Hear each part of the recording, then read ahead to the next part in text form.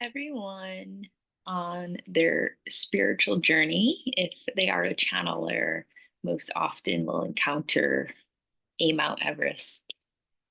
And Mount Everest looks like our biggest obstacle to overcome in terms of speaking our truth. And even the things that we didn't even realize were ingrained in us, were a part of us, all exist underneath the surface.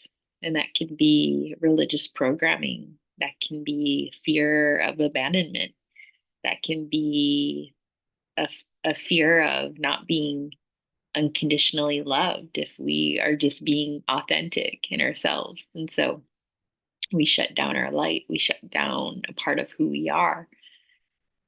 And it is a delicate dance because there is a fine balance between being who you are. I mean, you should always be who you are. Let's get real.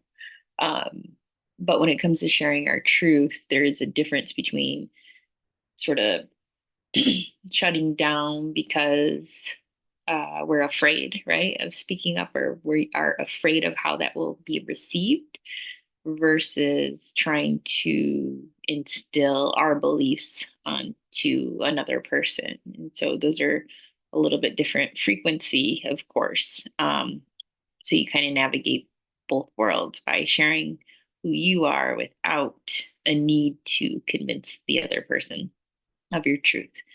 And so, in a harmonic frequency or harmonic world, we are honoring whatever the other person believes, a world of two truths or multiple truths.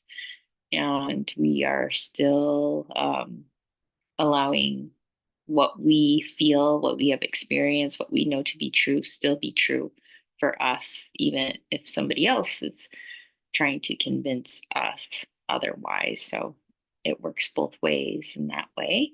And this beautiful sort of God consciousness energy that's coming through is really sort of moving us on this higher perspective level and allowing us to sort of rise above and plug into uh, this unity, this source, this Christ consciousness, this memory of who you are before all of the programming, you in your highest light, and bringing that energy then back through dimensionally to the third before you respond. So, in other words, you are holding on to the infinite light and wisdom that you are, and you're bringing that through to this dimension. So we are still in multiple dimensions right now.